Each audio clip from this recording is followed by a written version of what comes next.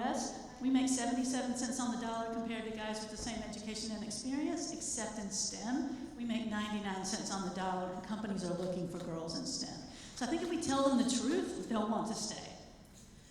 I get to travel the world. In Finland, they're working with us to make school more fun, because if school is more fun, kids will learn more deeply.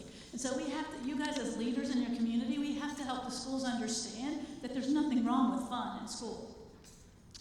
These are kids in Thailand. The king in Thailand wants to use STEM because kids want to solve these problems, and he wants to use STEM to get them to learn to speak English, because if they can speak English when they graduate, they can quadruple their salary, and that's good for his country.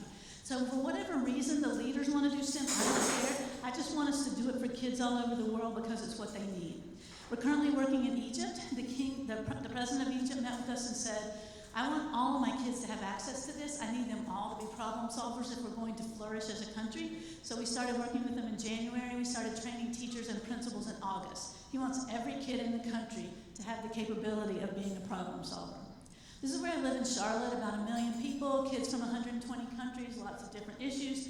And we had kids who didn't really care about school. So when I took over, first I took over science for the 145,000 kids. So I went to the local companies and said, I'm working with these kids ages 3 to 18, and you're the employers, what kind of skills do you need? And these three energy companies said, well, we need 50,000 new employees over the next 10 years. And I'm like, that's awesome, because people want to work for you. Do we need 40,000 people with a 4-year engineering degree? And they laughed. They said, no, maybe 1,000. But if we had STEMtopia, an ideal world, they would love 30,000 people with a 2-year degree in mechatronics. I went to the hospitals, we had 22 hospitals, and said, what kind of jobs do you have for people that take less than 2 years of college? Because I knew many of my students, parents didn't speak English, didn't go to college. And they said, well, the easiest way to start is to be a surge tech. It takes 10 months, and you can start, what you do is bring the materials for the surgeon to do surgery, watch, make sure they don't leave anything inside, put them in the dishwasher. You start at about $45,000 a year. Our teachers start at $35,000.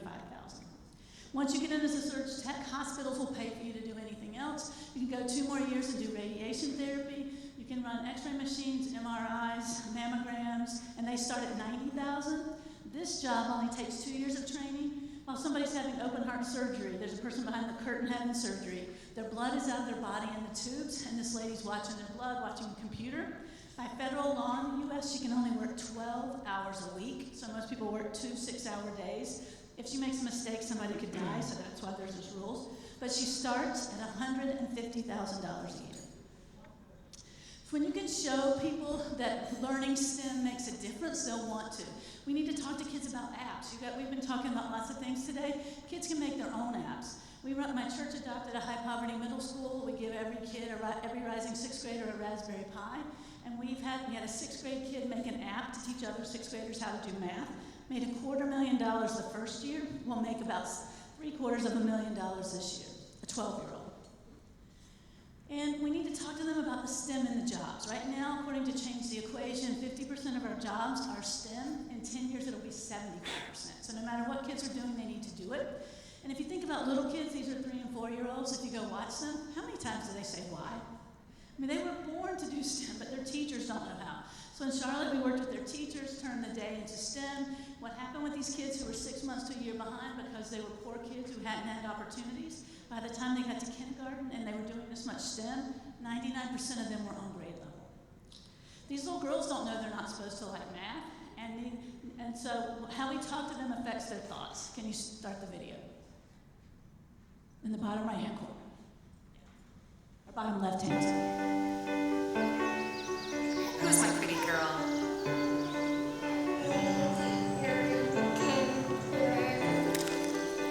Sammy, sweetie, don't get your dress dirty.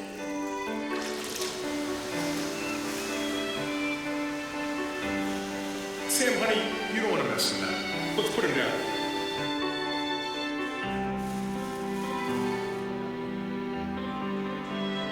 Samantha, this project has gotten out of control. Whoa, hey, careful with that. Why don't you hand that to your brother?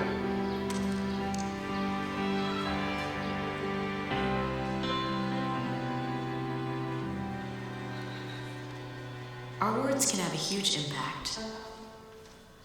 Isn't it time we told her she's pretty brilliant too? Encourage her love of science and technology and inspire her to change the world. The National Science Foundation did research and found that kids make up their mind whether or not they can do math or science by the time they're in 6th grade, by the time they're 12.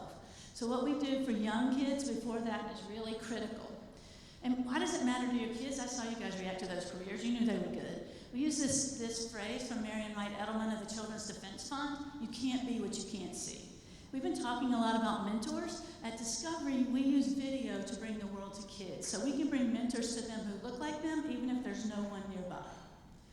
And we know before that the kids have the chance to be STEM problem solvers, their teachers have to be STEM teachers. And we teach the way we were taught. None of us were taught this way. We looked at research. The National Science Foundation spent $1 billion over 10 years trying to get middle school and high school math and science teachers to do technology and hands-on. And what they found is if we want to change our practice, which is what we have to do to prepare our kids, we need 80 hours of PD over 2 years' time on a series of best practices for teachers to use. And if you want to change the culture, which is what we're really all about, teachers and administrators need 160 hours of PD over 3 years' time. We also decided to define what is STEM because elementary teachers are scared to death of math and science. There has to be hands-on inquiry. Whether you're teaching reading, whether you're teaching math, science, social studies, Arabic, whatever you're teaching, there has to be connections to the real world because our kids today have great fake meters. And we need links to careers they might not know about. We need the 4 C's because employers need that. And when they're diving into problems they care about, they'll be learning reading, math, science, and social studies all together. And this is kind of how we do it. We call it transdisciplinary. When we work with teachers, we help them figure out how to take a theme like sustainability or water or cybersecurity and put everything they're teaching under that theme so the kids see how it's all connected. And if people are using our service at Discovery, STEM is virtually everywhere, and we know we have to get them reading. This is something I did as a high school biology teacher. My mother-in-law helped me do this. If you're reading a technical text, a science or math text, 50% of the information is in the pictures, the diagrams, and the charts. We need to tell kids the secret so they can be successful. So we put this up in all the science rooms. We made one for elementary, eventually made them for reading, math, science, social studies. And now that you're reading in a digital form, this is from our tech book. You click on this and you read a couple paragraphs. Because it's digital, we can track the kids. They go through this 3 or 4 times. If we gave them 3 or 4 pages of static text, they wouldn't go through it 3 or 4 times. We give them problems to solve, we let them figure it out, we give them videos, we give them problems that we don't know how to solve, because that's how you get them really engaged. We give them experiences. You can't always take a little kid to build a house, but you can let them do a virtual lab. We give them things called STEMtastic Saturdays, where they come spend a day being a STEM person.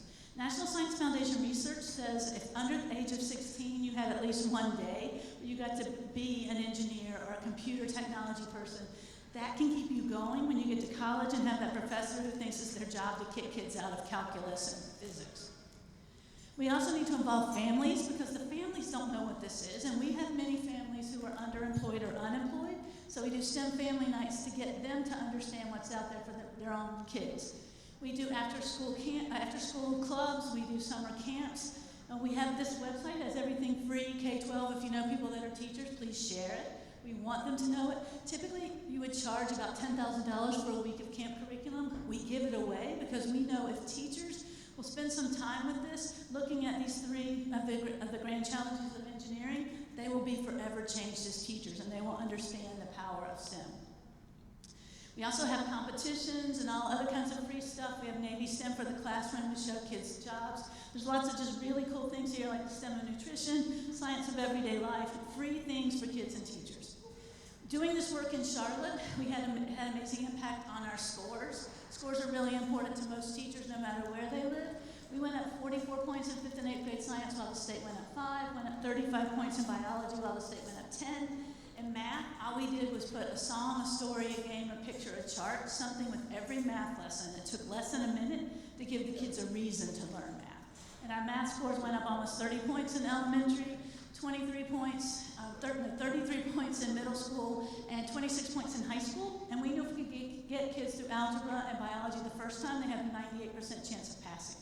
So when we talk to teachers, we have to show them that doing STEM is good for their kids. It also helps them accomplish their goals. Because of this, we won a national award, the Broad Award. It's considered the Super Bowl of urban education because when we started, there was a 37-point gap between our poor kids and our rich kids. At the end, it was 7. Rarely does anybody get rid of that achievement gap. So how do you do this? Can you show this video? Emma. Huh? Emma. Emma. Emma. Emma. Emma.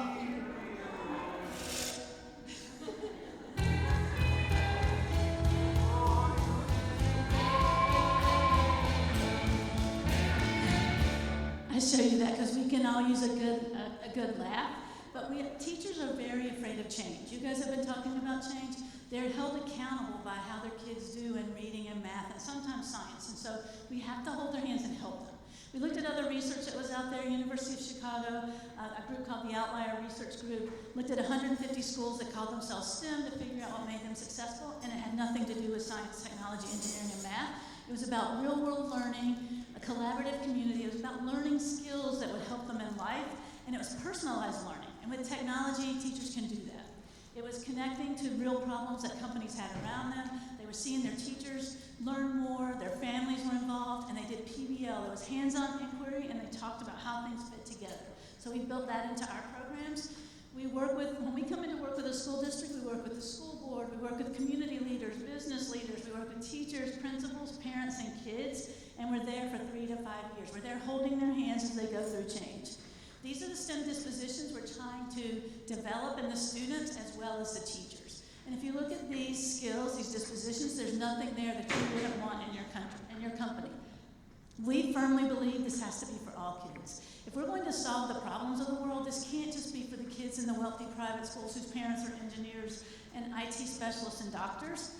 The NSF, we've heard this several times today and yesterday, the NSF research says the more